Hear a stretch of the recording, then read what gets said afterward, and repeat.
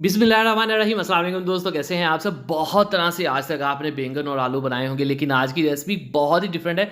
आजकल मार्केट में बहुत ही प्यारे छोटे छोटे इस टाइप के बैंगन आए हुए हैं। ठीक है, अच्छे से धो के आपने बीच में इस तरह से कट लगा देना है, लेकिन आपने ध्यान रखना है कि थोड़ा सा एंड पे छोड़ दें ताकि ये सेपरेट ना हो और इसी तरह से जुड़े रहें। ठीक हो गया। इस तरह से आप बैंगन को चेक भी कर सकती हैं कि ये ख़राब का नहीं है। फ़ौरन से पानी में आपने इसको रख के साइड पे कर देना।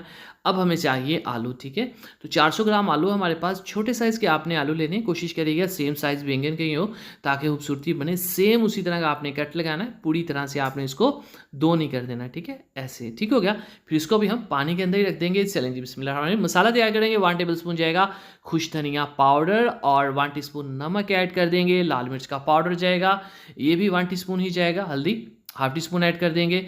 हाफ टी स्पून ही ज़ीरा पाउडर और 1 टीस्पून चाट मसाला जाएगा, इसमें बहुत ही स्पेशल फ्लेवर आएगा। और बेसन यहाँ पे हमने ऐड करना है 2 चम्मच भरकर। ठीक है, 1 टेबल स्पून अदरक लहसुन का पेस्ट ऐड करेंगे। अब आपने इन सभी चीज़ों को अच्छे से मिक्स कर लेना है। ठीक है, बिल्कुल इस तरह से एक शानदार सा आपको मिक्सचर बच जाएगा मसाले का। ठीक हो गया। अब आपने क्या करना है, आपने कर देनी है फिलिंग। ठीक है, और इसी दौरान अगर आप हमारे चैनल पे नए हैं, चैनल को ज़रूर सब्सक्राइब किया करें और बेल आइकन को भी प्रेस किया करें। चलें जी, इसके अंदर आपने इस मसाले को भर देना है। इस तरह से बहुत ही शानदार तरीके से हो जाएगा। और ऐसे ही आपने जो आलू हैं उनके अंदर भी आपने ये मसाला भर देना है। ठीक है, हाथों से करेंगे बहुत ही आसानी से हो जाएगा। अब आ जाता है कि आपने इनको तैयार कैसे करना है, पकाना कैसे है। चलें जी, बिस्मिल्लाह। खूबसूरत सी कढ़ाई लेंगे और इसमें लेंगे हाफ कप से कम ही ऑयल लेंगे और आलूओं को पहले ऐड करेंगे। आलूओं की करेंगे इसके अंदर भुनाई। इससे इसका फ्लेवर बहुत ही शानदार आता है जब आलू रोस्ट होता है ऑयल के अंदर। ठीक है, पहले हम इसको पका लेंगे जब तक इसके ऊपर कलर आ जाएगा। तब इसमें हमने बैंगन ऐड करने। ये 800 ग्राम बैंगन थे।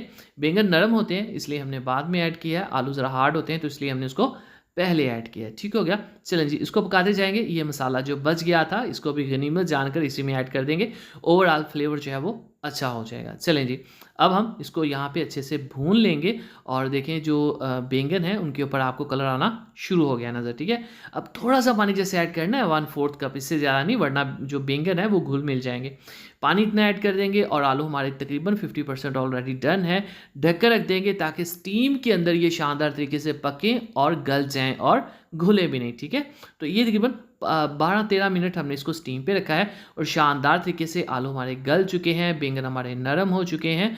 अब इसमें हरी मिर्चें खुशबू के लिए ऐड कर देंगे, हरा धनिया ऐड कर देंगे और इसको हल्का सा मज़ीद पका लेंगे ताकि हरी मिर्च की खुशबू पूरे रेसिपी में आ जाए। ठीक है, चलें जी, चलते हैं फाइनल लुक की तरफ। बिस्मिल्लाहिर्रहमानिर्रहीम।